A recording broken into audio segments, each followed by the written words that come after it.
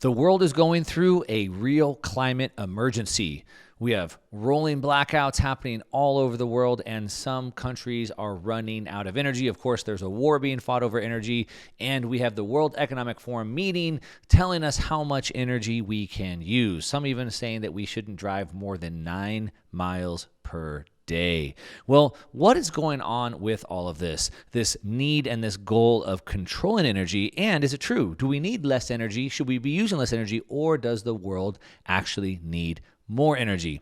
There's a big debate among this, of course, but maybe there's some ideas you haven't quite looked at. For example, climate mastery. And is the goal to have humans flourish or to turn the world back into its original state? These are some things that I tackle in this interview with Alex Epstein. He's the author of a brand new book called Fossil Fuel, and I'm going to ask him the questions, and we're going to talk about what the experts say is going to happen to the climate, what's going to happen to the temperature, what's going to happen to the sea levels rising, and what we can do about that. We'll look at the pros, we'll look at the cons. We're going to talk about the replacement, the alternatives, unreliable energy, as he likes to call it. We'll talk about what he sees is the real goal here, and ultimately what the outcome and the end game of all this is. It's an amazing interview. Was one of my favorites that I've done. I know you're going to enjoy it. Let's go ahead and just jump right into it with Alex.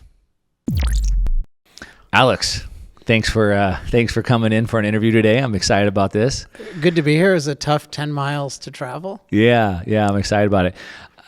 Full disclaimer to everybody watching, you and I have done an interview together, and it was really good too. It never made the light of day. I was so disappointed. It was when I was in Puerto Rico, and I thought it was a great interview. I was like having like these epiphanies as you were talking, which is like exactly what you'd want to share. Yeah.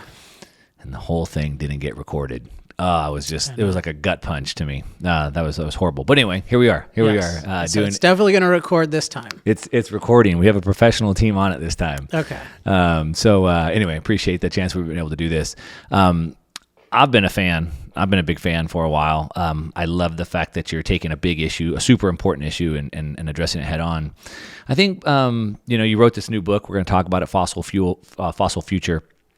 I've been able to read most of it and make a bunch of notes on it. Before we get into that, though, maybe just set the stage. I had put something up on Twitter, got quite a bit of engagement. Say, hey, I saw that. I'm gonna interview the author here. Let me know what you have to say here. One guy, I don't remember his name off the top of my head. I'm not going to give him any credit, but his Twitter bio was like.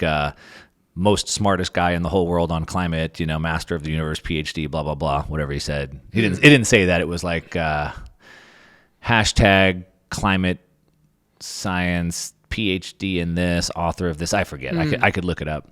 But I was just like, hey, because I kind of agree with a lot of the stuff you say, I'm trying to get more of the contrarian view. So I said, give me some hard questions here, you know? And he was like, ask Alex why he's always wrong. And I'm like, could you give me any specifics that I could ask him? And another guy said, all his bad takes, they're always so bad. His numerous bad takes. I'm like, well, if there's so many, could you give me one or two? I wasn't trying to be argumentative. I'm like trying to get a couple, one of them is like, you're no expert. You have no background in this. So let's start with that. So I know in the book you talk about it, right? Where was it 15 years ago you decided, hey, I need to learn about this. So let's talk about that. Yeah, for sure. So 15 years ago, I sort of had this realization that seems obvious, but is now, and I guess most people still don't realize it, but it's this realization that energy is the industry that powers every other industry. And therefore, how cost-effective energy is determines basically the quality of everything else in the world. And we're seeing right now, look at what happens with energy prices and what happens with fertilizer and what happens with the price of food. It's just energy is so fundamental to the productivity of our economy, and therefore what I would call our ability to flourish as individuals, to really live long, healthy, safe, fulfilling lives. And our number one source of energy is fossil fuels, which are 80% of the world's energy. And most people don't know that. Most people don't know that they're still growing, because we hear, we're in a transition. And what I noticed was that while when we're thinking about a prescription drug, we think about, hey, let's look carefully at the benefits and the side effects. with fossil fuels, we tend to focus exclusively on the negative side effects and ignore the benefits. And one example of this that I think is very revealing, which applies to our highest level people, is there's a guy named Michael Mann. So if you asked my detractors, like, who should you listen to instead of Alex, they'd be like, oh, well, listen to Michael Mann, because he's a PhD in some form of climate science, and he's respected, and he's in the Washington Post. And so we're just supposed to listen to the scientists, right, and tell us what to do. So if you read Michael Mann's book, it's like juvenile ineptness on this issue of looking at the benefits and the side effects. And one example is agriculture.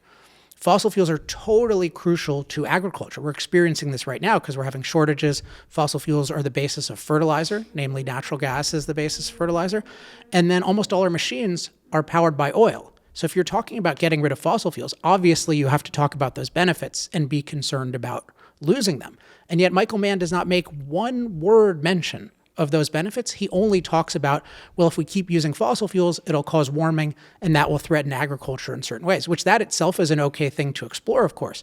But to not look at the benefits, that is insane. And we're seeing the consequences of that right now because we've been rapidly reducing or opposing fossil fuel investment, fossil fuel production, fossil fuel transportation. We're having shortages. Prices are going up because supply isn't keeping up with demand. And it's leading to a food crisis, and we're literally talking about starvation now. Yeah. And it's because of people like Michael Mann. So what I realized 15 years ago is that this is a deadly way of thinking about a crucial value. This is the industry that powers every other industry, the vast majority of our energy coming from fossil fuels. And we're talking about rapidly eliminating it without talking about the benefits. Mm-hmm. And that's going to get a lot of people killed. Yeah. So that didn't tell me what was the truth, but it told me there was a very deep bias. And it made me interested in what's causing that bias, but also getting my own picture of it. So the issue of expertise will probably come up a lot. But one thing is, when somebody says they're an expert, you can't just listen to them about what to do. You need to know something about what's their method of evaluating what the right thing is. And if they're ignoring benefits, run the hell away from those people. Right. Yeah. I want to get into that. We'll talk about the frameworks, but you're absolutely right. Everything in life is a trade-off or a cost-benefit analysis, right? What's interesting, though, is like, as you said, right, we talk about the negatives of fossil fuel, but not the benefits of it. But if you look at something, and I don't want to get kicked off of YouTube with this, but if you look at something like this new vaccine rollout, if you even mention one negative, I could get banned off of YouTube, right? So I think it actually goes both ways. So my view is that both sides, if there shouldn't be sides, but I see people who are overly critical and overly praising. Mm-hmm. And what everyone needs to be very explicitly committed to doing is, hey, let's carefully weigh benefits. Sure. And can I just say one thing more about expertise? Because I want to make sure please. I don't get accused of dodging this. So, my basic background is philosophy, which is part of how I'm able to spot errors in thinking. And then underlying that, we might talk about errors in assumptions and errors in values. But in terms of, there's this question, well, how do you become an expert on, say, fossil fuels, which involves energy, it involves different kinds of environmental impacts, it involves climate. And the answer is, well, you cannot become an expert level researcher in all of those. So you can't be the number one, I can't be the world expert on paleoclimatology, right? Mm-hmm. The history of climate and energy. But you can be a pretty good general expert who synthesizes different fields by doing this thing we call reading and talking to people. Imagine it's that. Really shocking. I know people think they think that schools are some magic place where I guess there's some like God there who implants knowledge in you. But what do you do in school? You read, you talk to people, you get criticism, you go back and forth, with different people. And then at the end, you do something, it's called writing a dissertation, right? And what is a dissertation? It is a book. It's a book that is making some new contribution in the field. And so I've written 2 books. I think the first book I wrote was way better than the average dissertation. Mm-hmm. And the new book is better than almost any dissertation I can imagine in the field. Just to be frank. And I think if you read it, you'll see that it has every element of a really good dissertation, including it's just full of primary source data and mastery of the issues that I think is almost unrivaled by anyone in the world. And it's in part, I have an amazing researcher who's full-time, who's like my co-processor, and together we work really hard. And he has less qualification than me. I found him on Facebook. But guess what? He spends basically every hour of every day trying his best to understand these things. And so it's not true that Like expertise is really, you know what you're talking about and you know how to think about it. That's Right. what and university isn't totally incidental to that, but it is no guarantee at all, as we can see with Michael Mann, particularly with the thinking methodology. So what you have to do when you encounter people is you have to, if you're challenging them, you have to say either their thinking methodology is wrong or they don't really have a mastery of the facts. And when people read Fossil Future, who actually read it, most of them say, oh my gosh, this has a really good thinking methodology and it has really good mastery of the facts. And the people who oppose me say, don't read Fossil Future because he's only a BA in philosophy from Duke University. But Right. this is like my dissertation that I'm saying is way better than any other dissertation, more or less, in the field. Yeah. So you actually have to read it or engage it if you want to refute me. You can't just say, don't read it, Right. because he didn't get this this magical degree that, by the way, people like Michael Mann are helping starve the world, and they have those degrees. Yeah. Yeah, I couldn't agree more. I mean, we've seen, the world's changed, right? In the last 20 years, we have something called the internet. And so before that, you had to go to school where all the books were, maybe go to the library. Right. But today we have all this information at our fingertips, and people can become somewhat experts in all types of fields pretty quickly, right? Right. We have all that information at our fingertips. And then to the point, having to teach information or write it, one of the best ways to get clear on your thinking is to try to write something. Yeah, and people can criticize it, and even having had a podcast for 10 plus years is useful because I get to talk to really smart people with PhDs. And guess what? They're often like, "Oh, Dr. Epstein." I'm like, "No, I didn't go to school." And Right. look, if I had to do it again, I wouldn't have even gone to college. I Yeah. wouldn't have gotten even that degree from Duke because I have the ability to learn on my own and to collaborate with the best people by just interacting with them using the internet Yep. or meeting them in person. That's Yep. that's not for everyone. But for sure, that's doable. And if you look at the business world, like any world where you're actually measuring achievement in a fairly objective way, like who are the best programmers? Usually often people who leave school, right? Who are the best business people? Often the people who leave school. Right. So they get this domain expertise the most direct way. It's actually, you would expect the highest possible person actually to be outside the kind of controlled route, because the controlled route is almost never the most efficient route, but it has the advantage of being directed by somebody who somewhat knows what they're doing in general. But the ideal is if you know more of what you need yourself, that's the more efficient route, which is why people who are 40, who are experts, they don't ask for a new school to tell them what to do, right? They learn on their own. Most learning that a PhD has is after they get the PhD. So that is a further proof that self-directed learning is crucial and is often optimal if you can do it really well. Yeah. I have a daughter who's graduating high school in Wow. next week. You don't look like it. Oh, thank you. Next week. And shockingly, I don't want her going to college. And she's not. I didn't tell her not to. I let her make up her own decision. But to your point, I mean, it's not the best way to learn anymore. And I think there's a lot of better ways to learn. And I can introduce her to a lot of experts. And if she has the motivation, she can go learn that. So that's interesting. Now, one of my mentors from books for 25 years and now one of my friends is Robert Kiyosaki, who's written a bunch of books. And Man, that guy's... I got to 84 in the Amazon bestseller list that week, and of course you look at the top and it's still Rich Dad, Poor Dad. yeah. After all these years, he's always near the top. Yeah. About a year ago, he's writing a new book, which I think just launched.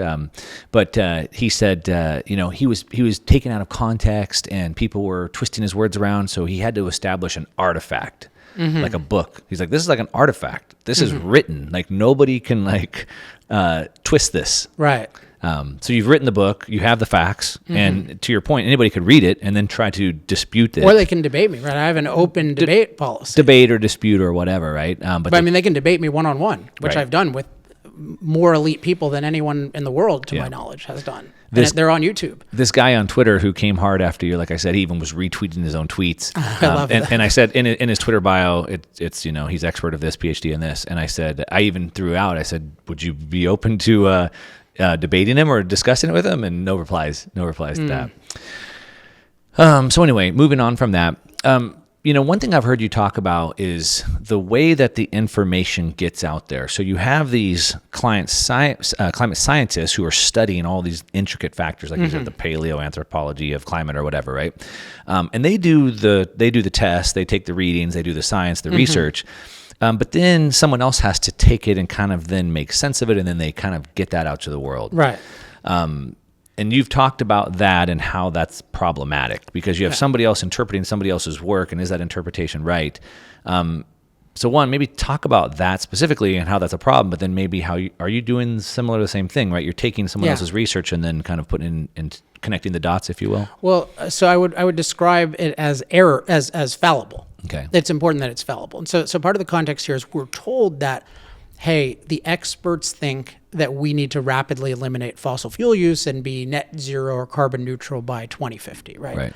And then here's this Alex Epstein guy, whom, as we've emphasized, does not have a degree in climate science, although, of course, you would also need a degree in energy and a degree in all environmental things, right? To be fully qualified in this sort of wrong way of thinking about it.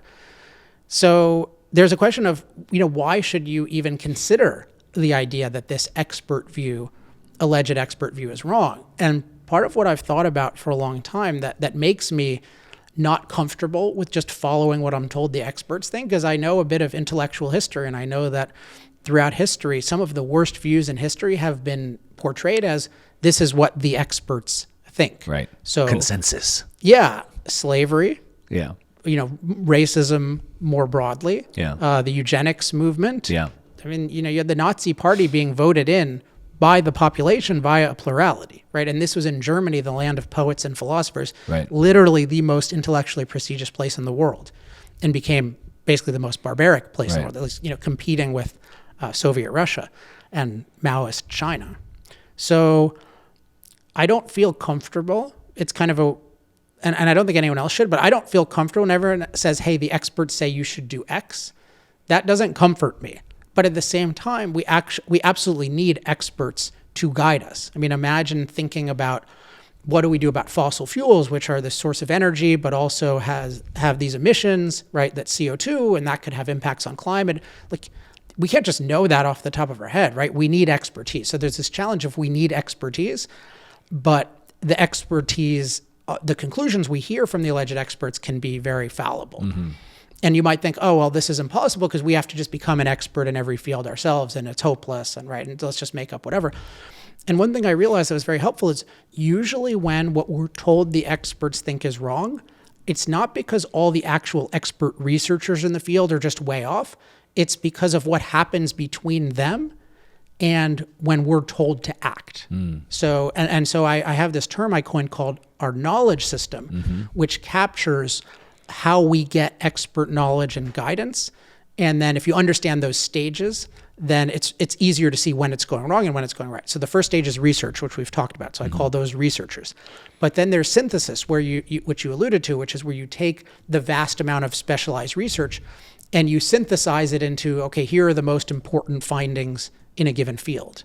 And that itself is a very fallible thing. And one thing I think is, and I mentioned this in chapter one giveaway I think that this is being done very wrong in the realm of climate by what's called the Intergovernmental Panel on Climate Change, is they omit arguably the most important statistic for knowing what is the state of the livability of the climate for humans, which is what is the death rate from climate-related disasters. Like, that's an obvious thing you want to know, right? If you have a report about climate, what's happening to climate, wouldn't you want to know how many people are dying from storms, flood, extreme heat, extreme cold?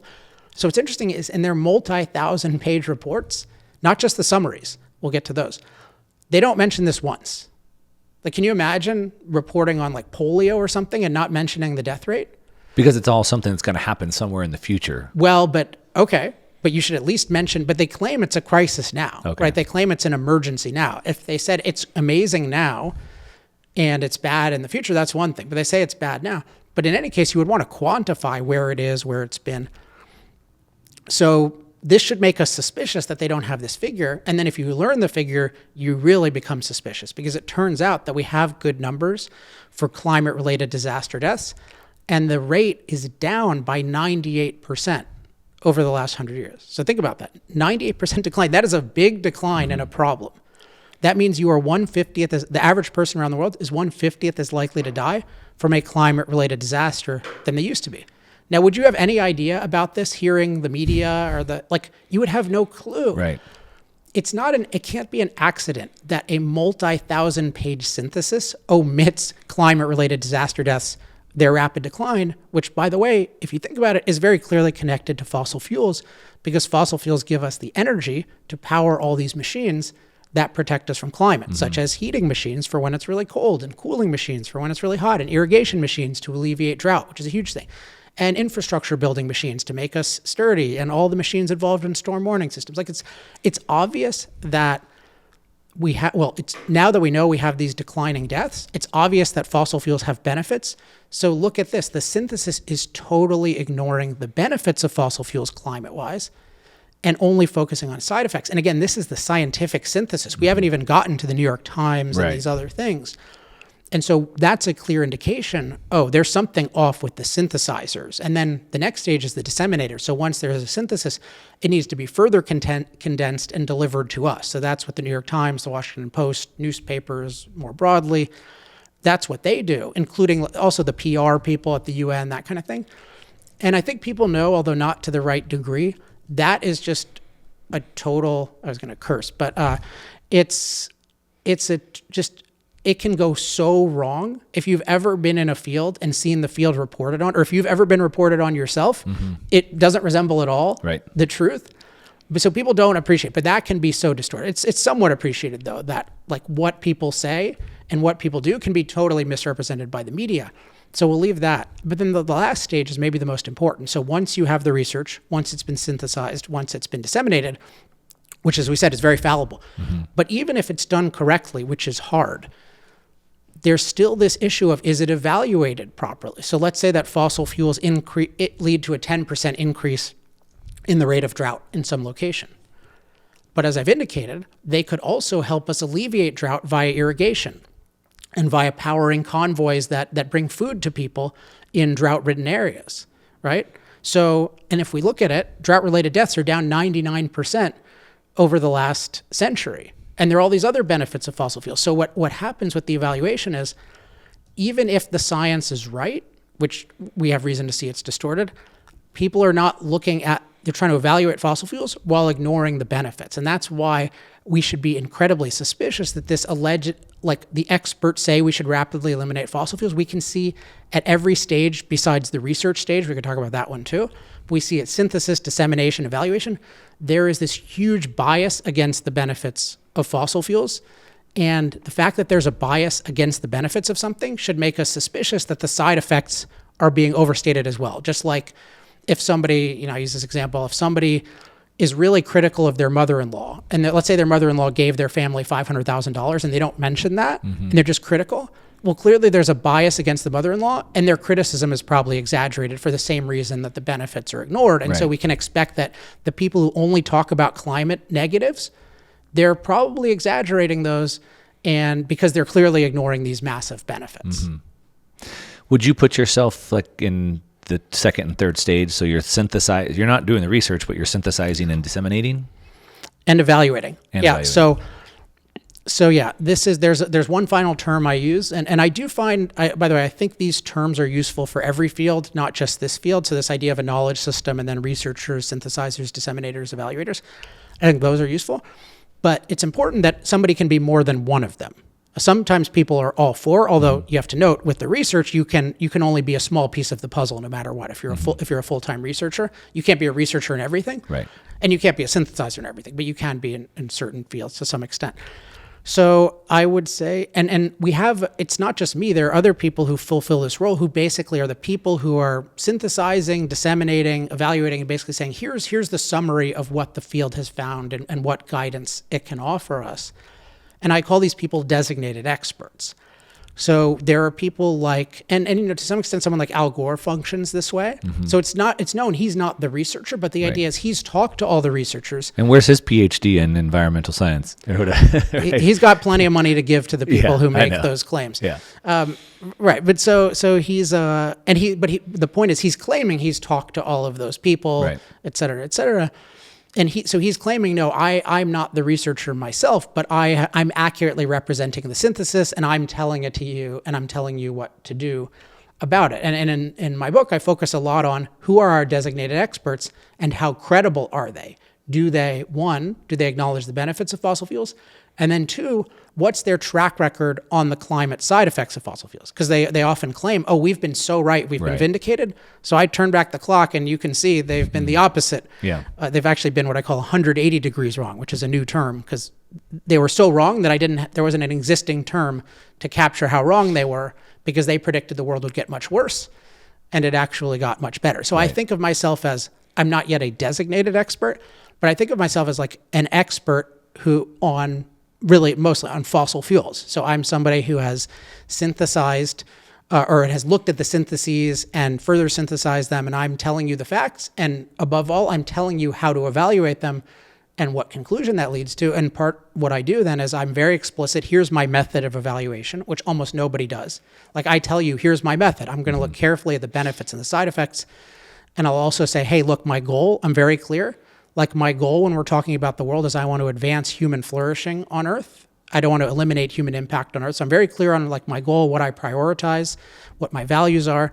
And then I start with my assumptions, including I don't believe the Earth is this, what I call delicate nurturer. That's this really nice place that nature exists in this delicate nurturing balance that's stable and sufficient and safe, and our impact ruins it. I reject this. I think it's a false assumption that leads people to predict catastrophe because they think our impact is terrible.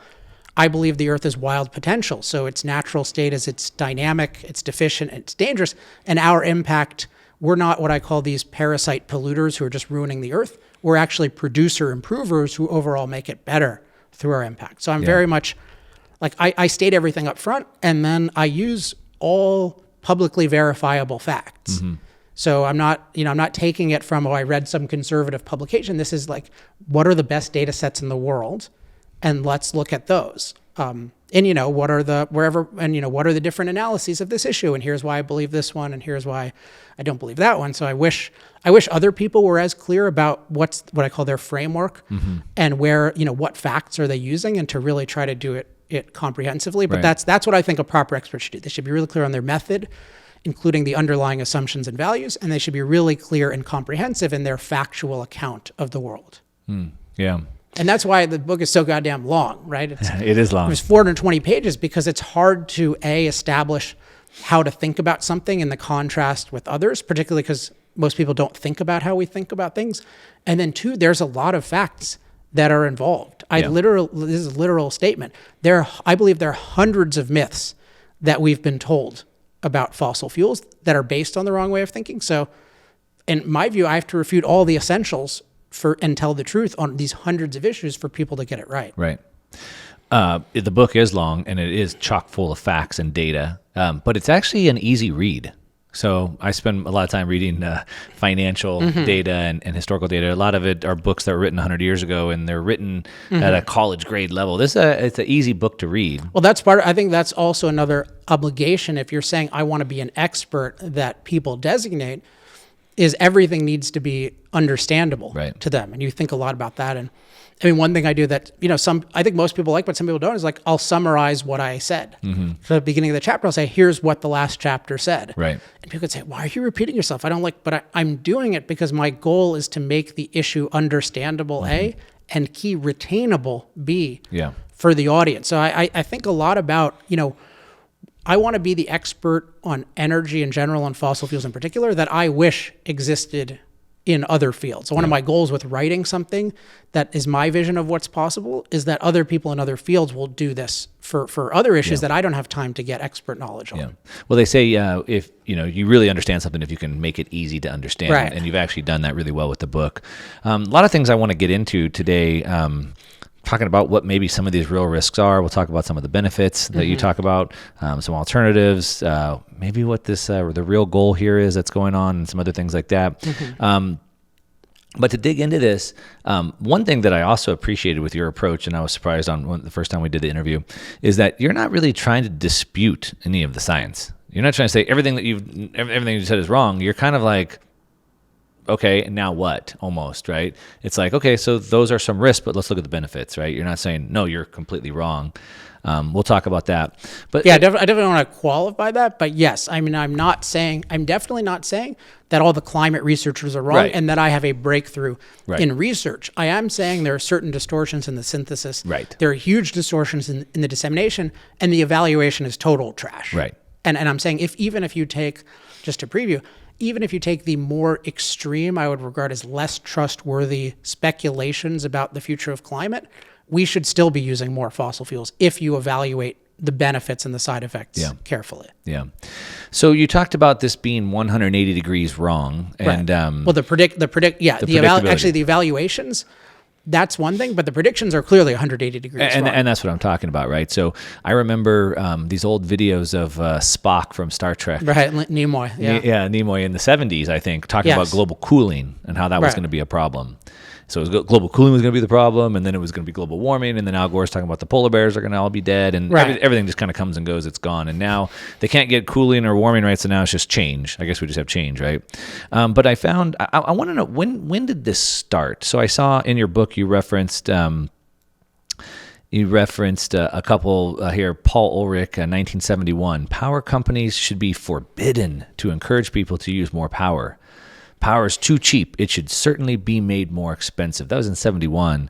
I mean, that's important because that's not one of his predictions. That's one of his prescriptions because he was saying the world is going to basically end. So we have to do this. So you just think about, this is in the 1970s, somebody's saying we should be using less electricity. Can anyone think of any important things that involve electricity? Like, let's say computers, the internet? No, yeah. No, I mean, it's serious though. And this is important, in the 1970s, there was a big movement against electricity. It's like we're using too much electricity. They would demonize, say, the electric toothbrush as this model of, this is too, we're so exorbitant and there's no point and that kind of thing. But yeah, there was hostility toward electricity. And you just think about, now you can't get away with that. Right. So it's a little more hidden, but I do believe it's ultimately still the same motive and still a deep hostility toward energy in general, or energy in particular, and then our impact on the earth in general. There's still the same hostility toward that.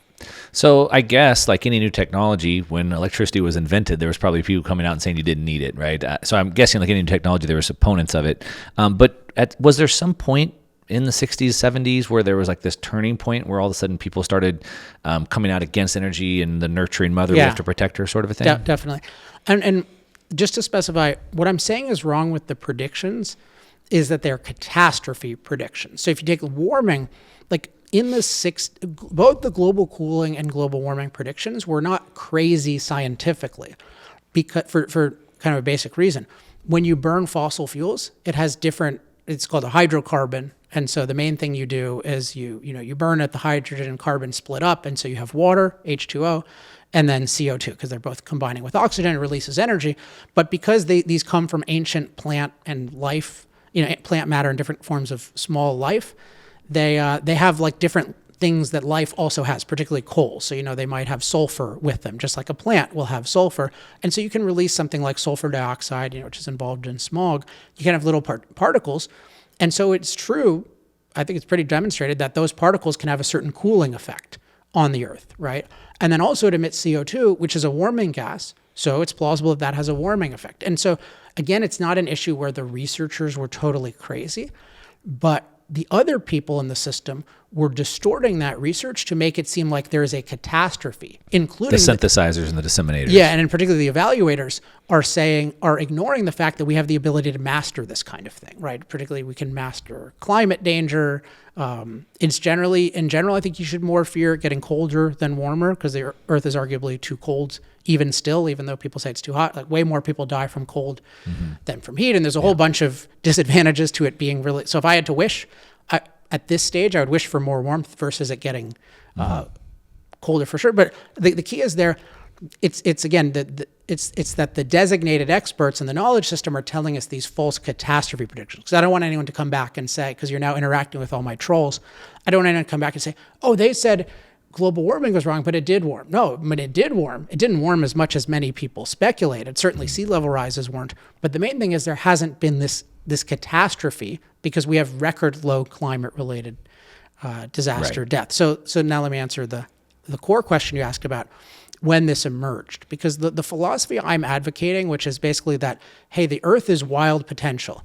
It's dynamic, deficient, dangerous. Human beings need to impact it a lot intelligently to make it a good place to live. It wasn't formulated this way, but this is sort of the implicit and sometimes semi-explicit philosophy for hundreds of years. Because anyone who lived in nature and emerged and industrialized out of nature, like, they know nature is not that great to live in. Yeah.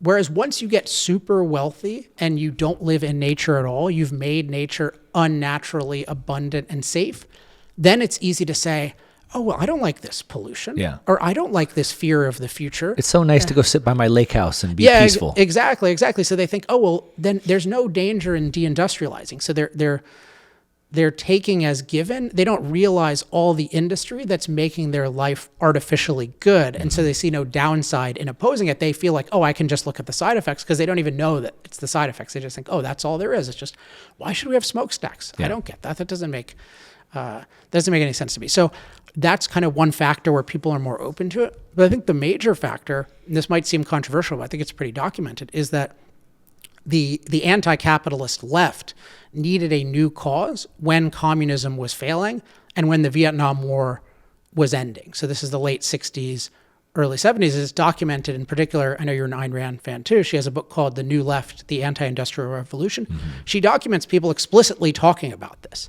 saying, hey, we need a new cause, and let's have the cause be, they would call it ecology or the environment. And the basic idea is, hey, let's argue that capitalism is destroying our environment. And that's a very powerful argument, because what's more important than our environment, right? I mean, people say it's, of course, how could you not care about your environment? Every organism needs to care very deeply about its environment, because that determines what is your opportunity to flourish, right? And you can have abundant and safe environment or a deficient and dangerous environment. Right. Like, of course, that's so important. And what they did is they really owned the issue. They portrayed it as capitalism is bad, even though this was insane fundamentally, because capitalism protects property rights, which is actually what leads to a good environment. And it leads to people being more efficient with the resources they have, not less. Yes. But so if from a pro-human view of environment, capitalism is superior because it has property rights. It leads to us creating more wealth, which is crucial to the world being a good environment. It makes us safer, this kind of thing. But this push, the people making this push weren't really concerned about our environment from a human perspective. They believe that they think of the environment as something above humans that we shouldn't impact and that we should sacrifice to. So I think of it as they want to save the planet from human beings versus improve the planet for human beings. But I talk about this in chapter 3. They use very vague language like save the planet, protect the environment. So you think that means, means making the earth better for us, like more clean air, more clean water, more natural beauty. But it's really a hostility to all of our impact. That's why there's hostility to fossil fuels, to nuclear, to hydro, to all the mining necessary for solar and wind, to building transmission lines, to everything industrial, because the animating view is that all human impact is bad, but they portray it as, oh no, we just want to minimize the impacts that harm us. So it's what happened is this movement was motivated a lot. Its promotion was motivated by the anti-capitalist side, which wanted a reason to attack capitalism, and the pro-capitalism side allowed it to portray itself as anti-human because we didn't own the issue of environment. And a lot of what I'm trying to do in my work is say, no, we own the issue of a good environment. Like, we want the earth to be a livable environment for human beings. And that includes enjoying nature and clean air and clean water whenever we can do it. But it involves using a lot of energy to make this naturally barely livable planet livable for 8 billion people. So then you think this really started to gain traction when the communism fell? So maybe 60s, when it's 70s. when it's starting to be discredited intellectually. Obviously, it doesn't fall until the late 80s, 90s, in the Soviet Union, and then of course there are other places, satellites, that doesn't fall until later. Yeah, well, what that does is there are already these views, but these I would call this the anti-impact perspective or the anti-human impact framework. There are already these views for decades and decades, and even going back centuries. But what the political movement does is it mainstreams them, and in particular, it puts them into the schools. So you start to have in the 70s, the media is talking about this. 1970, you have the first Earth Day, but then in the 80s, when I'm I forget which one of us is older, but I'm born in 1980. We really get the propaganda. We get Captain Planet, and we get this delicate nurture idea promoted, which is Mother Earth and all that. Yeah, exactly. And the idea we're ruining it, and it's going to punish us, and it's this very primitive, anti-human religion that really, I think of it as there are two components. One is our impact is immoral, so it's like there's a commandment: "Thou shalt not impact the earth." And then there's this premise that it's a delicate nurture. So if you impact it, it's going to hurt you practically. So it's inevitably self-destructive. And that's the idea. If you violate the commandment, you're going to be punished by nature. And we're given both of these. So we're given the idea we should eliminate our impact. And if we don't, we're going to go to hell, basically. It's going to be this earthly, terrible Like it has to place. be one extreme or the other. You can't love the environment, but also still be pro-capitalism, right? Like, Well, but see, I don't think it's coherent to talk about loving the environment, because it's blended. Like, do I well, love I mean, like the I'm malaria? a surfer, right? So I'm in the ocean every day. My kids are in the ocean. I want my grandkids to be in the Yes. ocean. I want the ocean to be clean. Right. I love to go snowboarding in the mountains. I want the air to be clean in the mountains. Of course. I want that to happen, Right. right? But that doesn't mean that. But then I'm also a capitalist. So does that mean I'm like? Well, no, but if you think of it as we want, in a broad sense, we want our environment to be pro-human, that means that we modify and preserve things based on what's good for humans. So I also, live very near the beach, and I go to the beach all the time. I go every day to the beach. And yeah, I don't even think I've ever said this publicly, but people who get to know me are like weirded out, or they're like, "What? You're picking up trash? Like, why do you go pick up trash on the beach?" It's because, like, I don't like seeing trash. I don't act like I do this like as my job, but Right. just I do not like seeing trash on the beach. It's ugly, and there's no point in doing it, and that kind of thing. And but that's because I want a good place for me to live. Right. But I also want the condos that I live in to be there versus not be there. Otherwise, I could not enjoy Right. the beach. So what I'm arguing against is this false view that you're sort of that you think of the world in terms of impact. That's not the primary thing to look at. You should look at it as I impact the world based on, what I call human flourishing. Like, is this good for me and for human beings more broadly? Or is it not? And that means, we want the beach, but we also want access to the beach, and we want clean air. But that actually means we can't be burning natural wood and animal dung. So I don't think of it as an extreme issue. I think we can be extremely pro-human, and that means we have a really good environment for humans, including a lot of nature, and essentially we have a beneficial relationship with the rest of nature. Yeah. You talk a lot about the benefits and what you call climate mastery, which seems very apparent to me, but I want to get into that. But before we do, let's start with the risks. Let's start there, maybe. I actually don't think you can.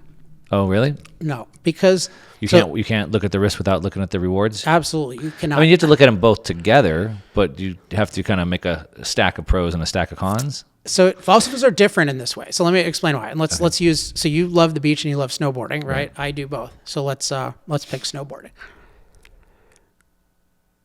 So let's say my favorite place is Snowbird in Utah. Okay. Like, is that a good place?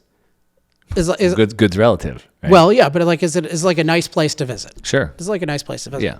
Was it a nice place to visit 150 years ago? When the settlers came out west. Yeah. No, it was deadly. It was deadly, right? So what happened is the fossil fuels in particular made this deadly place. It didn't just neutralize it, it turned it into an actual benefit. And what's important is it took a harsh climate and it made it favorable because of our level of mastery of it, right? Because we could go outside and snowboard, but we have all this clothing that's been manufactured with cheap energy. Plus we have these homes that are made with cheap energy and insulated with oil-based products and heated by cheap energy, right? So it's a total act of environmental mastery. So the principle is, if one of your benefits is environmental mastery, you can't understand and evaluate the side effects without understanding the mastery, because the mastery has the ability to turn a negative into a positive. So it's the same thing with drought, the same thing with heat, same thing with storms. The more mastery we have, the more we can neutralize negatives, and we can actually transform them into positives, which is why I don't know of any book that does this in the way that I do. And my first book doesn't even do it, The Moral Case for Fossil Fuels. I learned a lot since then, but I have 3 chapters on climate. And the first one is about climate mastery. The second one is about how to know what's true in terms of the science. And the third is about the science of our impacts. And nobody thinks to do that, but it's the only way to do it, because if you don't understand how much we can master climate, you don't know what a threat is. Yeah. Right. I think it's apparent. And this guy, who I forget his name, but it was I keep referencing because he was He's going to be on. so mad. Yeah. Not that he'll ever watch anything that I do, because he's too busy saying you don't know. But science. he said, ask Alex why he's so wrong on climate mastery when every expert agrees he's wrong with it. And I said, I can't imagine he said climate mastery. No, he did. He said climate mastery. And I said, and I wasn't trying to be argumentative. I was literally trying to get stuff I could, hard questions for you. And I said, I'm not an expert here, but like I've been to Arizona when it's 125 degrees and people live there, and I think they've mastered the climate to do that. So it's pretty apparent. And the snowboarding, I mean, that's a good example as well. But I guess the trade-off, the benefit and risk analysis would be, what if CO2 levels rise to a point where it gets so extreme that we can't master it? And they're saying we need to go live on Mars because we're going to destroy the Earth. So right? you absolutely need to look at it, right? So what I do is I first look at. So the two things are, you need to know the climate mastery, so you even know what the climate sort of picture is, positive or negative, and then you need all these other benefits too, like agriculture and lots of other medicine, all these other things. So you need to look at those benefits, which is why the order is benefits, climate side effects, since those are the pollution stuff is pretty easy to take care of because we know how to reduce it quite cost effectively. So it's not a real live threat for the future, whereas the climate stuff is less known. So I focus on the climate side effects. But then even within the climate side effects, you need to understand the climate mastery benefits. So I really believe this is the proper way to think about it. You can't understand these side effects without understanding the benefits. And if you look at it, we're so good at mastering climate that it's very hard to think of something that would be a real problem. And then I think of I come up with three things that I can think of. Maybe someone can think of a fourth. Okay. But these are just hypothetical. Not if you know the science, then they're all gone as problems, but as serious things. So one is, as you indicated, an out of control temperature rise, right? So you say, oh, well, it gets 40 degrees Fahrenheit warmer, right? And just everywhere is warm and it's all like worse than Singapore and that kind of thing. I mean, that's at least, that would be very bad in a number of ways. And it's connected to, realistically, do any of the models predict that? I'm about to say whether they do. But I'm just saying, if we're just doing, once we get mastery, we can sort of, part of the purpose is to say, what should we be looking out for from science? I'm not at all saying science says this. I'm going to say it says the opposite. Got it. But it's definitely not, if it warms 3 degrees Celsius, 5 degrees Fahrenheit, that's going to be that's not what we should be afraid of at all if you understand climate mastery. And notice that is what people are afraid of. They say if it gets to over 1.5 since the 1800s, so they say if it gets half a degree warmer than now or more, it's going to be apocalyptic. So that should strike you as that is insane. That's what I call climate mastery denial. We live here in Southern California, and if you asked my wife, she'd appreciate if it was 10 degrees warmer. Right, and we're in Southern California. Right. So the second thing that I could think about is, well, what if it made storms much higher intensity? Frequency, we shouldn't be too concerned about, but if it made them like twice as intense, 3 times as intense, you would at least have to rebuild a lot of infrastructure, right? Because we just, but that should be a little bit sketchy about, do we really believe that's going to happen? Like, we've been warming the planet, emitting CO2 for all this time. The storms haven't gotten that much more intense if you look at what the UN says, and even they have biases.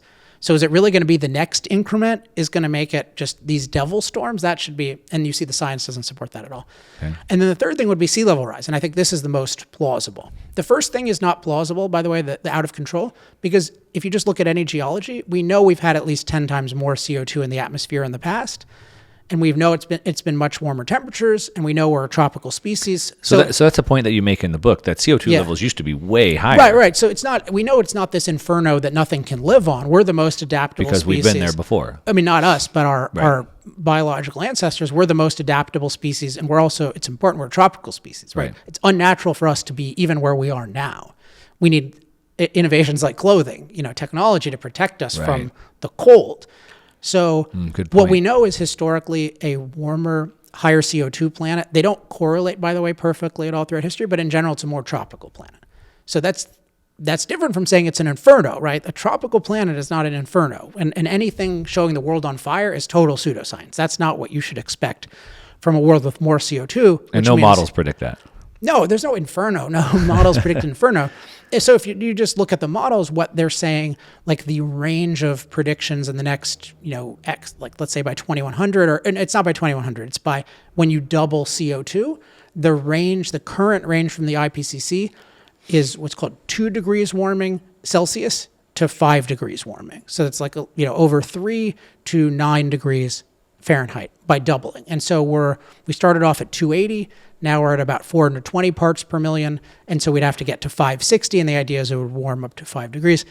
There are many, many reasons to think that the 5 degrees is crazy. And I talk about it, including many of the biases in the system. But even if it were 5 degrees, we could master it, and you should not be rapidly eliminating fossil fuels. Now, if anything, your focus should be on one, which people find controversial, are there ways to cool climate if you think it's going to be a problem at that level or beyond that level? But certainly liberating nuclear, which is really promising, particularly on that kind of time scale, on that type of time scale. So the third thing is rising sea levels. And what's interesting there is we already know that we have 100 million people. This is really important. 100 million people who live below sea level at high tide. We live underwater already, right? In that sense, below sea level. Places like Netherlands. Certainly the Netherlands, but a lot of places around the world Okay.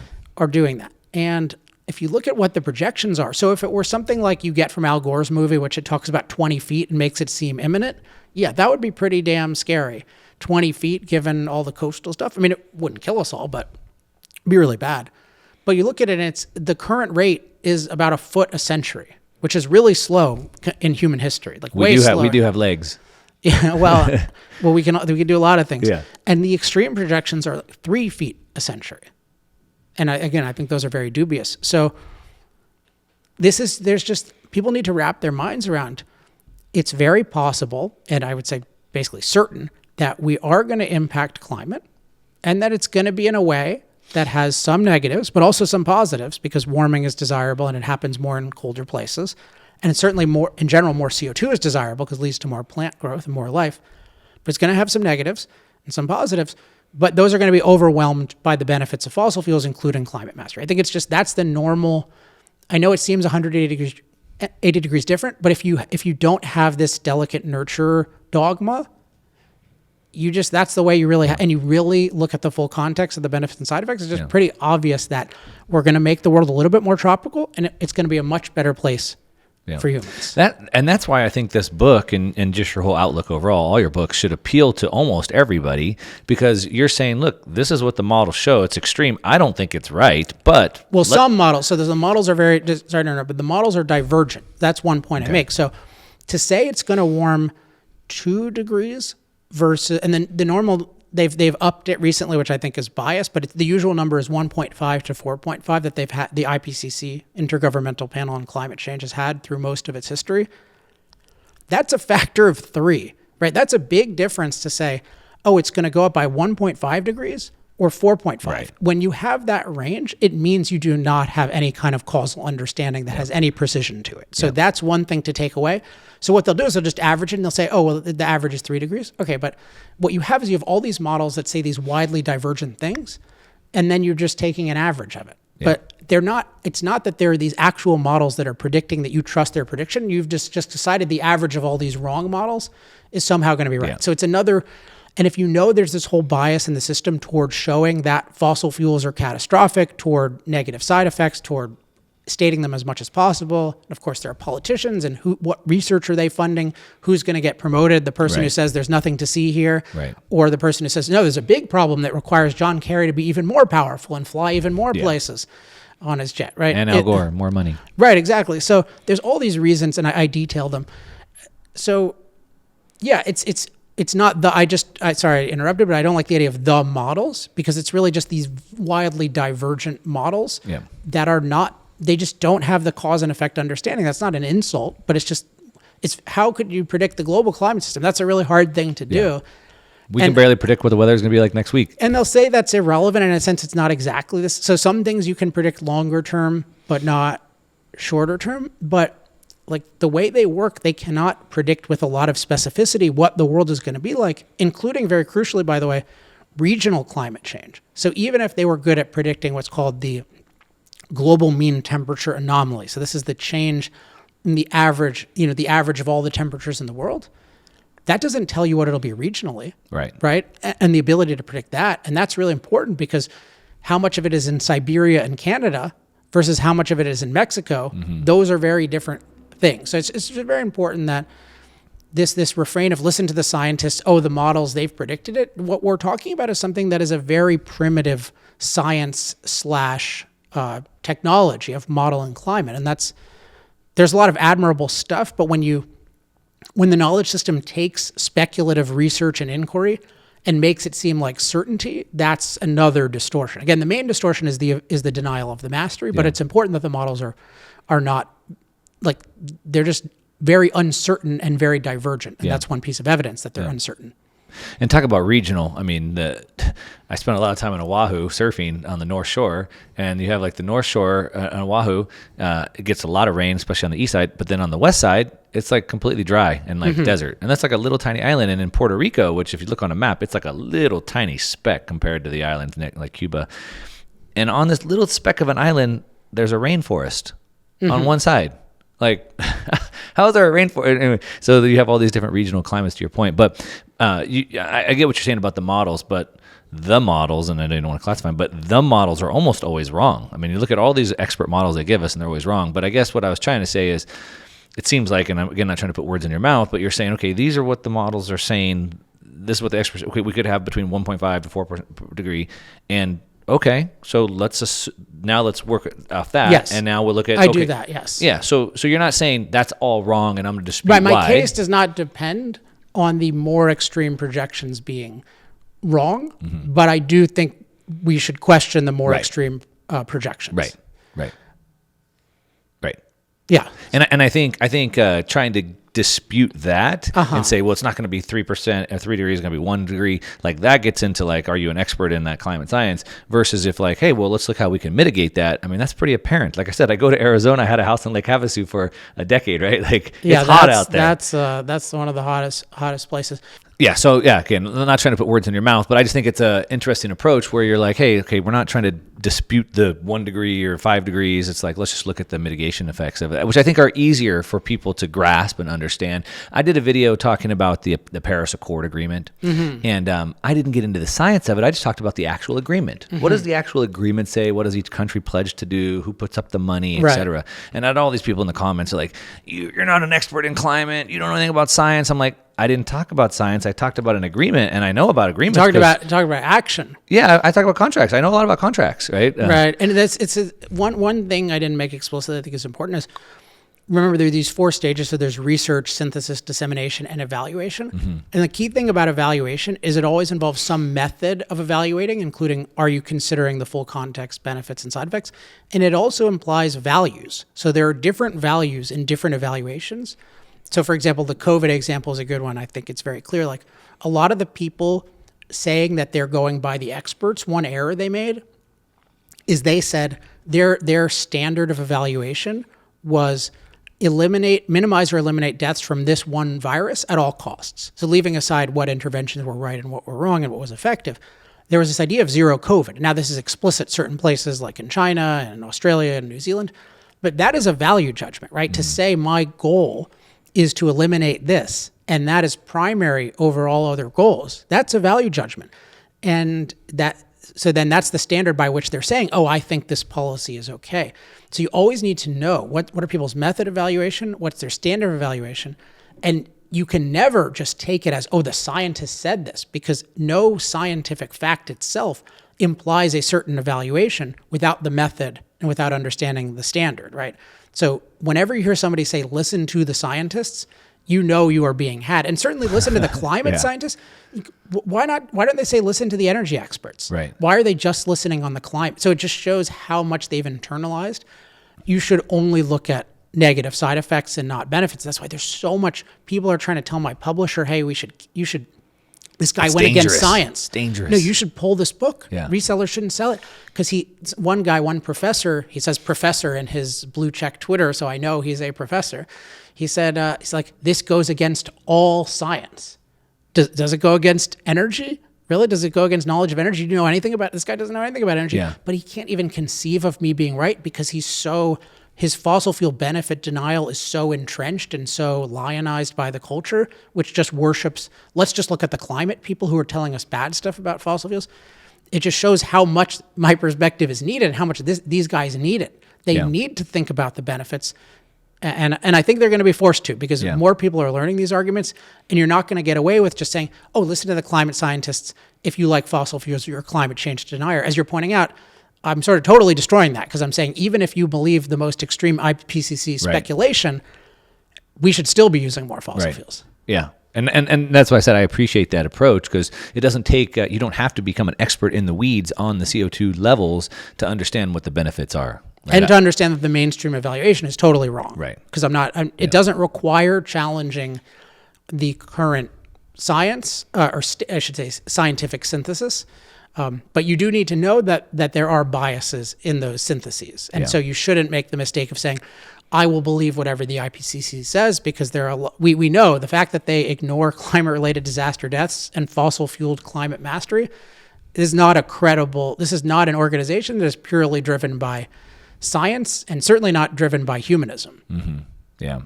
Yeah. And we always have to look at both pros and cons. I saw just today that you bring up the COVID thing. I saw death rate in, I think it was 18 to 34, 18 to 44.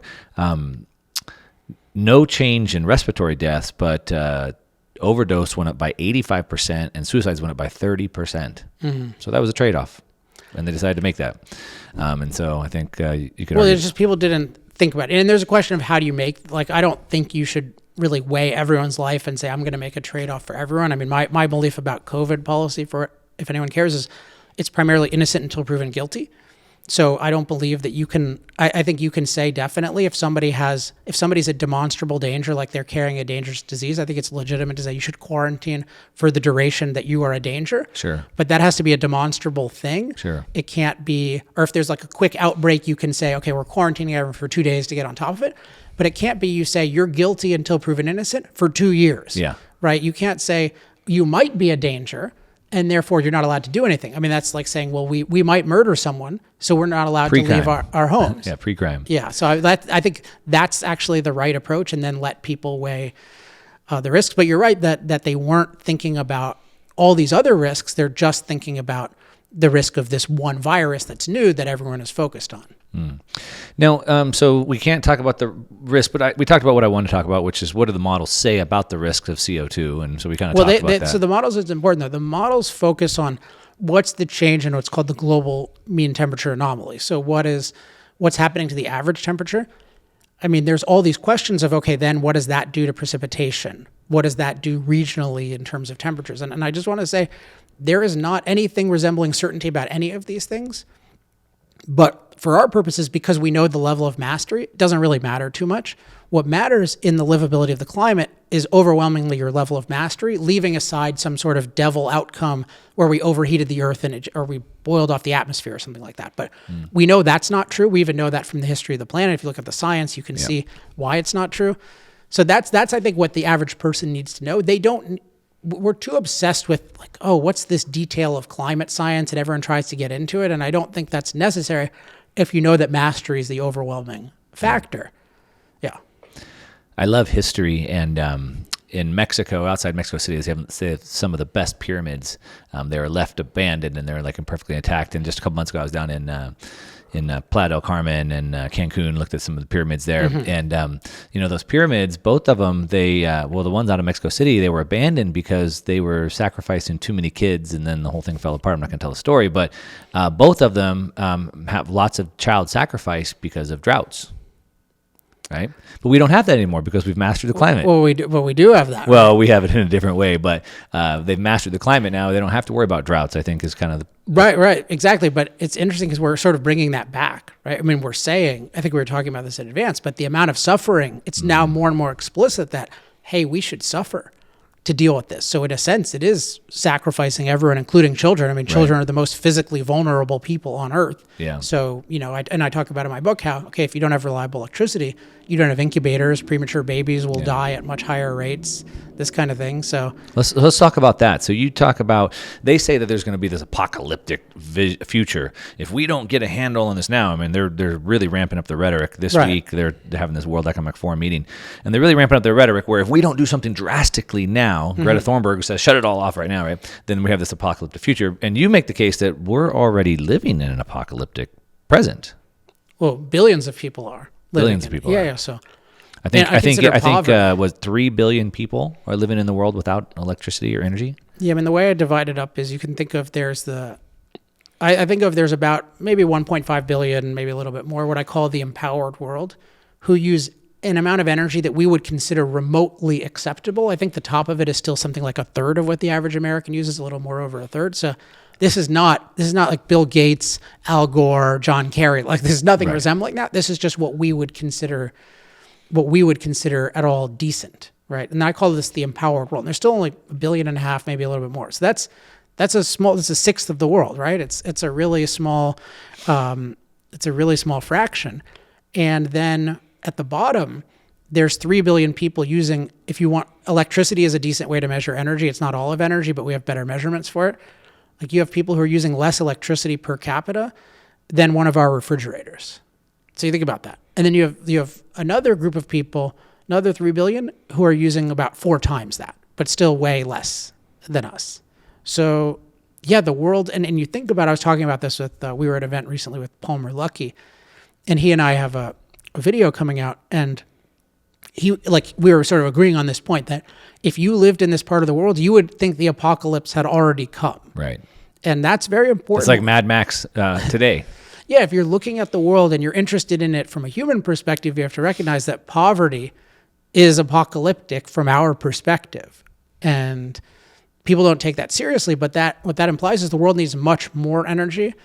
And if I'm right that fossil fuels are 80% of our energy and growing for a reason, it's not just some giant conspiracy that everyone has put together because they want to use fossil fuels. There's something uniquely cost effective.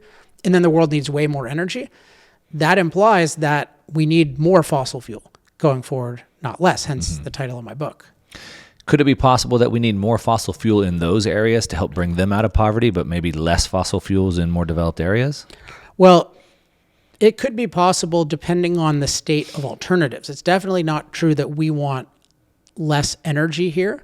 I mean, we want more energy. And I mentioned, again, what I'm calling the empowered world, the wealthy world, is still mostly people who are vastly poorer than not just us, but the people who live in our area. The people who live in leave aside Southern California, the people who live in most of the United States. So the world is very, very poor. That's a hard thing for people to wrap their minds around. But in a sense, people who experiences it as I have too much money.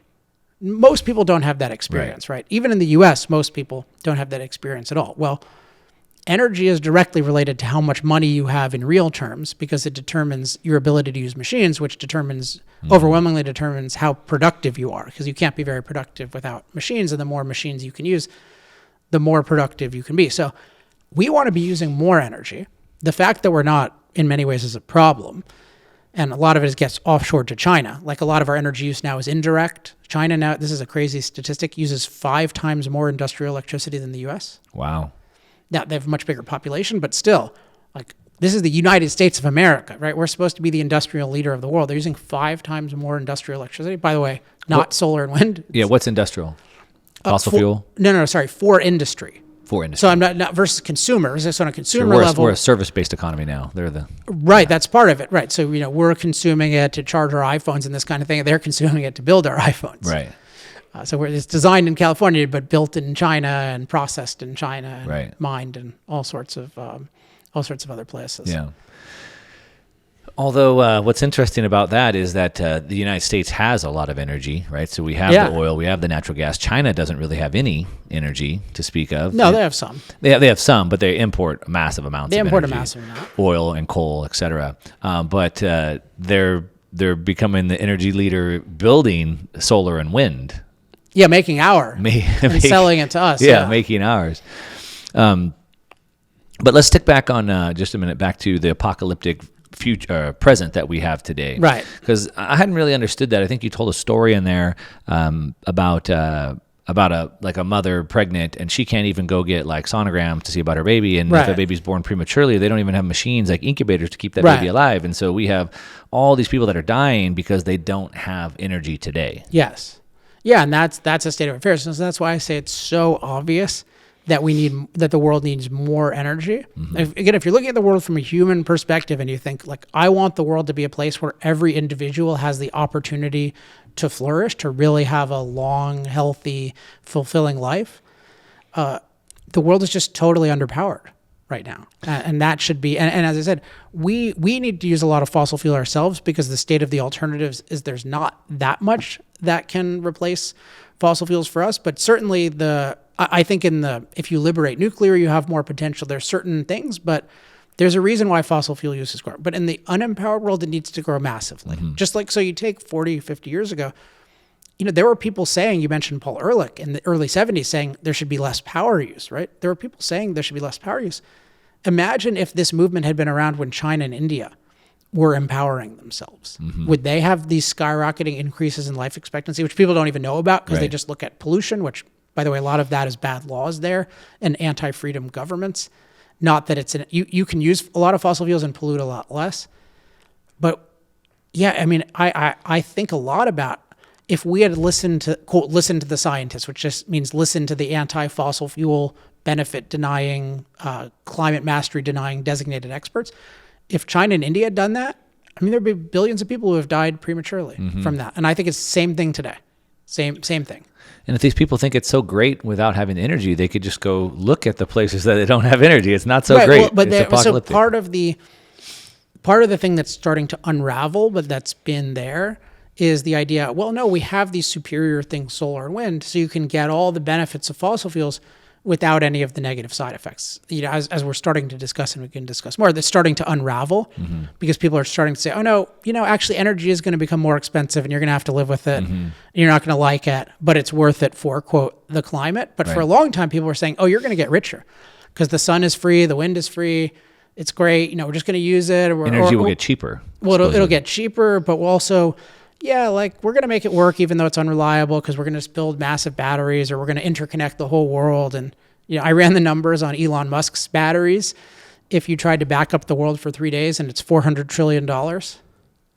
So if, I have one of those Zimbabwe $100 trillion bills. Have you ever seen those? Yeah. So I have one. So if he would take Zimbabwe money, then we could do it, right? But otherwise it's multiple times global GDP. So these are just, these people are not serious about energy because their whole focus is how to eliminate impact. Again, hostility toward fossil fuels, nuclear, hydro, mining necessary for solar and wind. It's all about getting rid of our impact.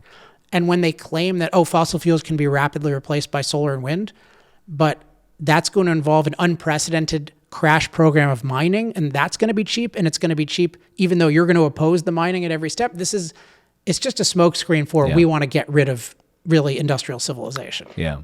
I think it was 2 years ago, I did a video saying, warning, what's happening in California is coming for the rest of the country and the rest of the world. And I was doing some math and some research, and it was like the gigawatt factory, it would take them 5,000 years to make enough batteries to store the energy for the United States for 1 day. At the time when I ran I forget. It was interesting because this is, so Elon I have mixed feelings about, not just because he blocked me on Twitter for calling for prominently labeling the Tesla a really good fossil fuel car, which is true. Yeah. I think it's, they just moved the engine out, right? Yeah. So the smoke is in a smokestack, right, from a power plant. But anyway, there's a lot of stuff I like about him, but one thing I really dislike about him is how I think must be deliberately sloppy he is with numbers. So there's this DiCaprio thing that came out about 5 years ago or so called, I think, the Years of Living Dangerously or Year of Living Dangerously. It's all about the negative impacts of fossil fuels. But then it has Elon Musk coming to the rescue, and DiCaprio is with him, and he says, we just need like 100 gigafactories. And these numbers made no sense at all. They never made any sense. And then if you look at Elon Musk, just came out with a new number that was also too low, but it involved 10 times that much batteries. Wow. And just, there is no apology for this, but you can think about it. I mean, this guy is being taken as the sage of energy for the world. He's been taken as the expert. And by his own calculations, he was wrong by a factor of 10. And there was no reason to change your view.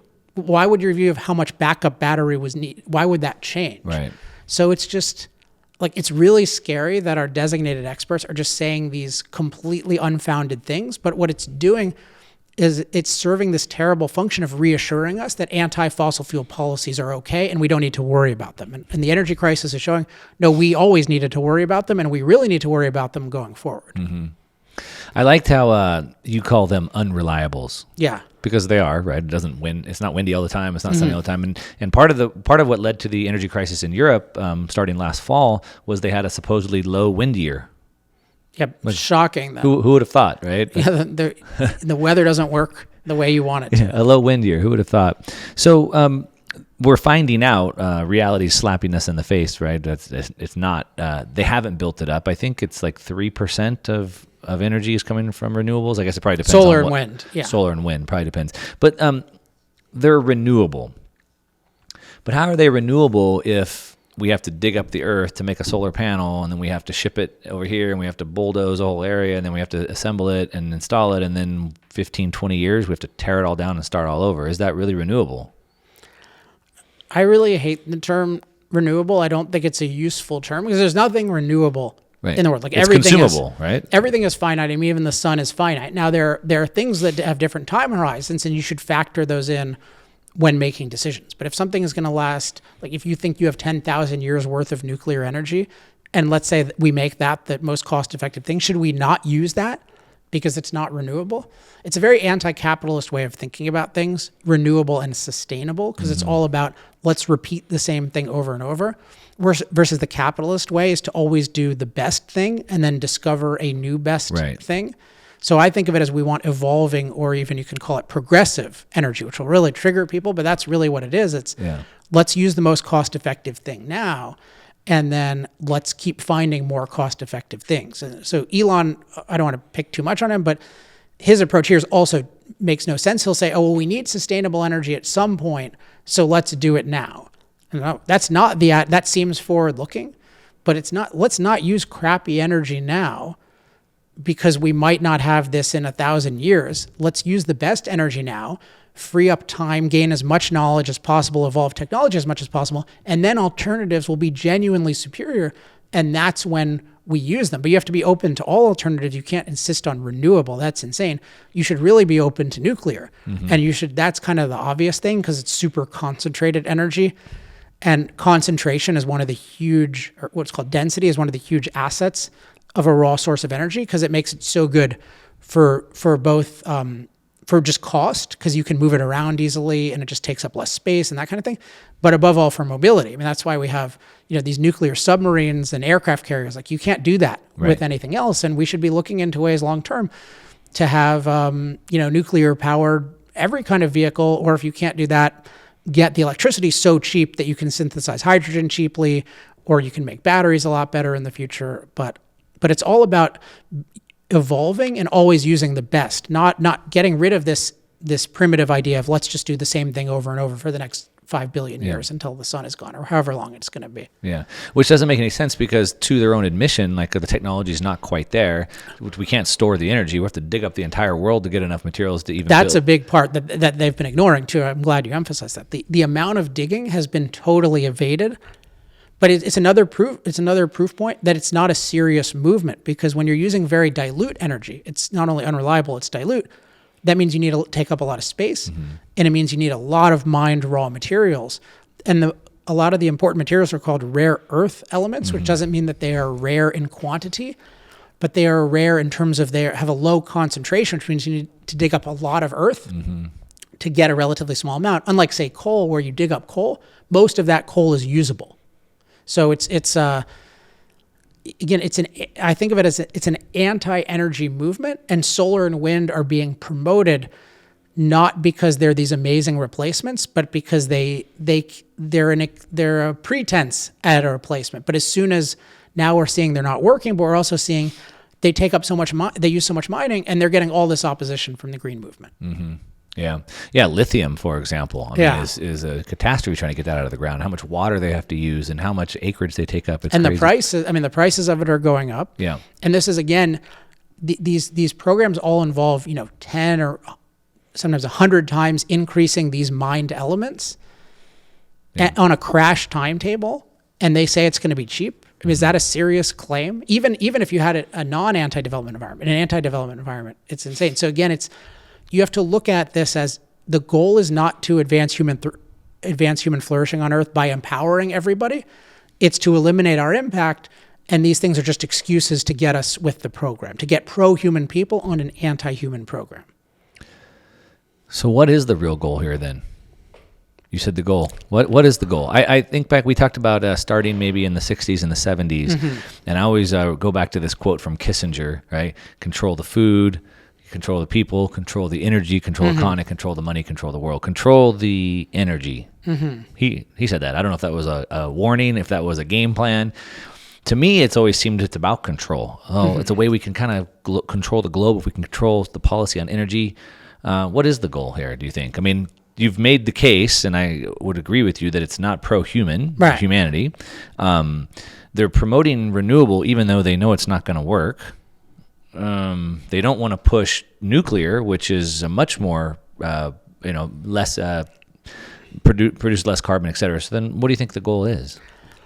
So I think there are a number of goals that can be animating. So the goals I focus on are what I would call the operating goal. So what goal are we actually pursuing explicitly or semi-explicitly in our minds? And in this case, I think the goal is to eliminate, the most obvious goal is eliminate CO2 emissions. That's the most obvious thing. But more broadly, it's eliminating human impact on Earth. I think that's the whole perspective.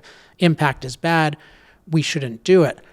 Now, and when we say the goal of the leaders, the World Economic Forum. Well, it's the goal of the leaders, but it's actually, I talk about this in chapter 3, it's actually the goal of most of us, but unwittingly. Okay. Because when we say things like, hey, my goal is to save the planet, you think that means making the planet better for us, but it really doesn't. In practice, it means not impacting the planet, including deindustrializing, not using as much energy. So you are actually pursuing the goal of eliminating our impact, which is an anti-human goal. And one example I give of this is, why does nobody care about 3 billion people using almost no electricity and almost no energy more broadly? But they're obsessed with a polar bear has to move from one piece of ice to another. And as you indicated before, it's not like the polar bears are even disappearing, but it's just like, oh my gosh, this is displaced. This is a problem.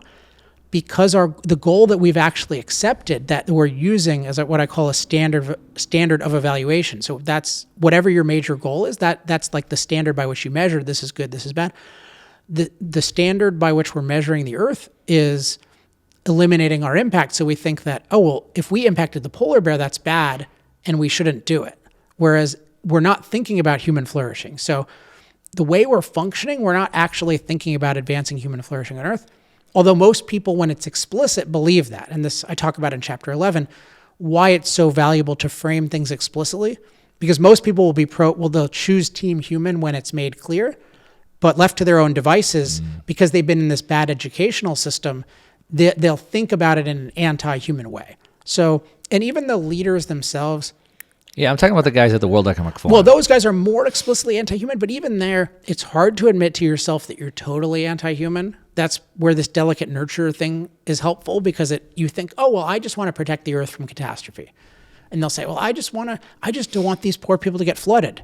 You're like, really? But you're okay with taking away the energy that they could become flood resistant. So you can see it's a rationalization, but so there's this phenomenon where people pursuing really anti-human goals need to disguise it to others and often to some extent themselves. But then, so that's what I think is the operating goal. But then there's these also psychological goals. So why do people hold those operating goals? So one reason can be envy, which is you like the idea of a goal that says that human impact is bad because that means that the superior, productive, wealthy human beings are inferior to you. So I think this is a motive. I've been at a lot of climate protests, and there's this kind of hatred that they have, but they love the idea that we're all destroying the planet. They'll say, I'm doing it too, but they'll say, I'm doing a lot less than you. So they can look at all the productive people that they resent and that they feel are superior, and they can say, no, you know what? I'm better than you because I'm not doing anything really. I'm just protesting the doers. Or they're more deserving, the guys that flew on their private jets to go tell us that we have to cut back on our energy. So that's a slightly different category than the climate activists.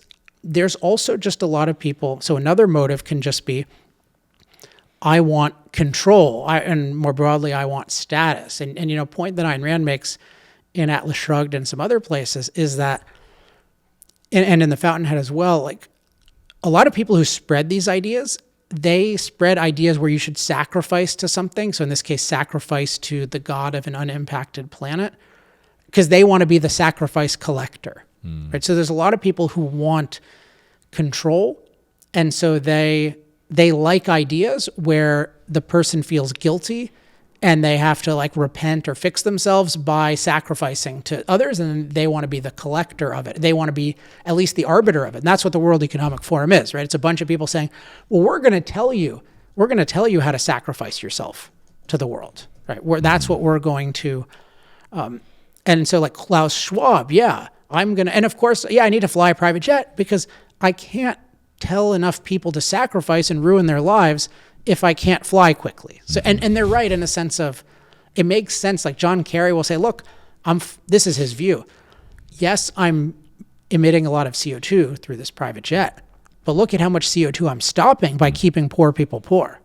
So his view is it all evens out. Yeah.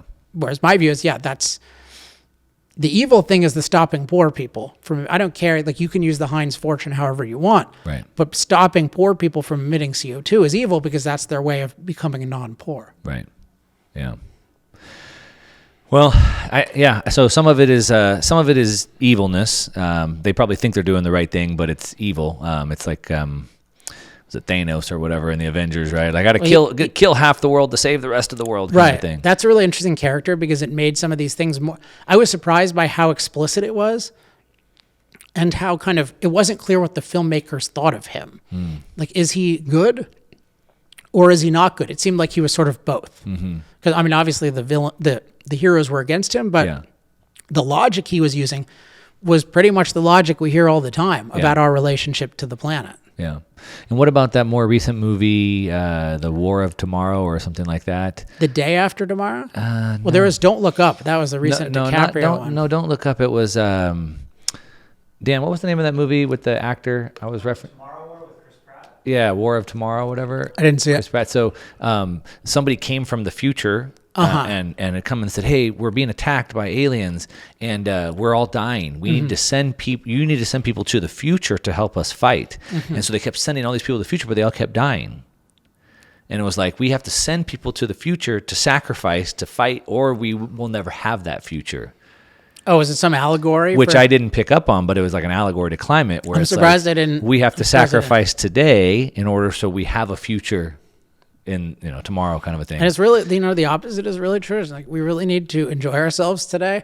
I mean, A, because that's proper to do in the first place, but B, because what we really need to do is discover as much knowledge as possible. That's really the legacy that you want to leave, because resources are effectively infinite, because resources are really just matter and energy transformed by the human mind. So what you want is the human mind to know as much as possible about how to transform resources. We've talked about climate mastery, or rather transform nature. Climate mastery, that's just an instance of we're transforming nature intelligently. I'm so grateful to the people who figured out irrigation in the past. Like even, it's true they leave us more wealth over time for a bunch of reasons, but above all, they leave us knowledge. So we want the wealthiest, most high-powered society, because that's going to give us the capability. And even if you're concerned about climate stuff, well, what's going to give you the ability to deal with all of those things? And what's going to give you the ability to cool the earth if you really needed to? Or if there was some natural thing you needed to cool the earth? Like you want to increase our level of mastery over nature. So it's the exact, it's this totally wrong view that, again, delicate nurture, so it's got this very sufficient pile of resources and we can't gobble them too quickly. And being good for the future means we don't consume much. No, it's not that at all. It's that we develop the state of the art in terms of how to create resources where the future can create far more than we can, since most usable resources are created.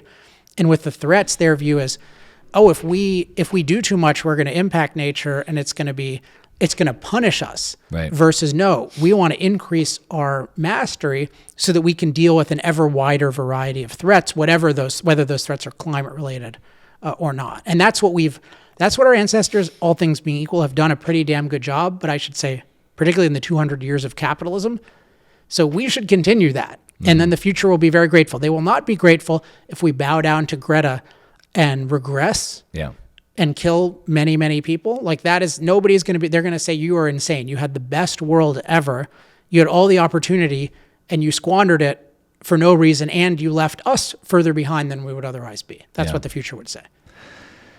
We've gone on for a really long time. I appreciate you taking so much time. We'll wrap this up, but I just want to ask you to, using the framework of the past and like peering into the future. Mm-hmm. So you mentioned Ayn Rand and Atlas Shrugged, and like I just can't help but like look around the world today and see like the amount of planes that are getting delayed every time I fly, and supply chains breaking down, and like the whole world's like seemingly breaking down, like almost like this Atlas Shrug is playing out in real time. Energy crisis. Like we've known how to make electricity for a long time. How are we not having electricity today, right? California's going into a drought, but we like live on an ocean, like craziness, right? Where do you think this goes in the future? And let me say, I don't know if the answer. I think you've talked about Bitcoin in the past, but of course I'm gonna have to bring that up. There's a lot of things that are changing the world. There's like this dynamic of going from this like peak centralization, and now the world's kind of starting breaking up in decentralization. And so maybe this peak centralization from the World Economic Forum is trying to set these global policies. But I think that as the money starts the power of their money starts breaking apart, maybe we start seeing more decentralization through governments, and maybe the tide starts shifting back. I'm curious your view on that. So on the currency part of it, or the broader? Just the broader. Like, where do you think this goes? Well, you can call me biased, but I think it's real. There's a lot that's up to us right now because we have this advantage of we have this incredible world that we live in. I love your view of electricity. It's one of the few things I knew about energy before I knew about energy. Like, it makes no sense to have an electricity crisis because we've known how to produce reliable electricity forever. Yeah. So what the hell is going? It shows that it's a policy thing that's ultimately forcing bad ideas on us. But we know that we have more ability than ever to empower the world and to have good lives and that kind of thing. And that's fortunate, right? Our ancestors have given it to us. So we should be very grateful for that. We also know we have this very overwhelming anti-fossil fuel movement that's really dominating the world, or has been, because like you look at the political world, almost all the governments have agreed to the Paris Accord and even agreed to go beyond it in different ways to say net zero by 2050, which even the Paris Accords don't say. And so there's that. And then the whole corporate world. I mean, I'm sure you've talked about ESG and Larry Fink and all these companies saying we're net zero now, which is a total lie, which involves accounting fraud, or we're going to do it in the future. So that's taken over the world. I mean, it's really ominous how pervasive this idea of eliminating fossil fuels is. So, and we see right now it's causing an energy crisis. But that relates to the two positives. One is that because there's a crisis that's pretty clearly caused by the establishment, if we really pin it on the establishment, which is very important and not being done enough, including the World Economic Forum, we need to make clear these guys should not be advising us, they should be apologizing to us because they caused this. They contributed to it by advocating less fossil fuel investment, less production, less transportation. So if we can get the establishment discredited, then we have an opportunity to educate people that where people weren't as open 2 years ago, because 2 years ago they thought, oh, we're in an energy transition, we don't need fossil fuels, why do we need to listen? Now it's Joe Biden desperately wants fossil fuels. He's begging Venezuela OPEC, for fossil fuels. And then the third thing I'm optimistic about is the kind of argument that I'm making. So what you can think of as this big picture or full context, like benefits and side effects argument, that plus the pro-human part of it, that's a very, very effective argument that we're seeing more and more people use. So, for example, Michael Schellenberger is what I call us energy humanists. You could call us climate humanists too, but Michael Schellenberger has done this. He's had a best-selling book. He's, running for governor of California. He's gotten featured everywhere now. Been on Rogan multiple times. We have Steve Koonin, who, by the way, was also on Rogan, who wrote the book Unsettled, another energy humanist. Matt Ridley, who wrote The Rational Optimist. Bjorn Lomborg, who wrote False Alarm.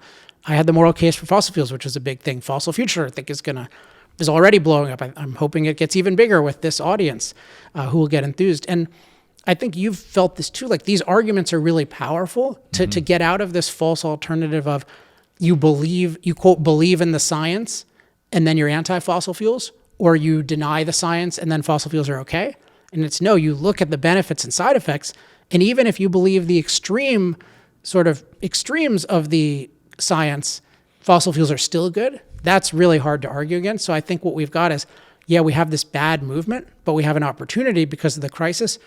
And we've got a framework, this energy humanism, that is really, really effective. So it's a great time for people to share these resources and to talk about these issues where people wouldn't have been open before. And without naming any names, I've seen this within my own family too. Like, people who are not even, I'm pretty good at persuading people, but your family's always the hardest. Yeah. Like, even people are much more open to these ideas than they were 8 years ago. Yeah. Yeah. Well, I think it's a great way to approach it. So shout out to the book, Fossil Fuel. I think everybody Fossil should read Future. Fossil Future. Everyone should get it. Like I said, it's an easy read for as thick as it is and how much data and facts you put in there. I think the approach that you've done is amazing. So for sure, we'll link it in the show description and show notes down below. Everyone should buy it and buy a couple extra copies for your friends. Anything else you want to shout out? Let's see. Michael Schellenberger for governor. Yeah. In California, Michael Schellenberger for governor. Yeah, he's the by far the most money I've ever given to somebody. I gave to him, and I almost never publicly endorse anyone. But if this guy can be like an energy humanist and a good person, can replace Gavin Newsom, whom I'm sure is not the first and I don't think is the second, and that can happen in California, that would be amazing. So even if I didn't live in California, I would give to him. So I know you have a good audience. So yeah, get Fossil Future, but also get behind Michael Schellenberger. And California is such an amazing place. Obviously, those of us who choose to keep living here know this. There's nothing like this climate. Yeah. It's just you're like me, like, you really interact with the natural part of it. Yeah. So it's just very exciting that in my view, the best physical state we could improve the mental and policy state of it dramatically. Yeah. Good. All right. We'll wrap it up with that. Thanks so much. Thanks. All right. All right. Hopefully you enjoyed that interview with Alex as much as I did. Run out and get this copy of his book here, Fossil Future. I think it's worth a read. It's an easy to read book, but it's chock full of information. And if you believe in a better world and more energy, then you should read this. And even if you don't, you should still read it. All right. You might also want to check out some of these other interviews that I've done. And of course, as always, give me a thumbs up on this video if you liked it. And if you don't like it, that's okay. You can give me a thumbs down, but at least leave me a comment. Why? And look, don't just say you're an idiot. He's denying everything. Give us some facts. Give us something specific if you think you know what you're talking about. All right, that's what I got for you today. To your success. I'm out.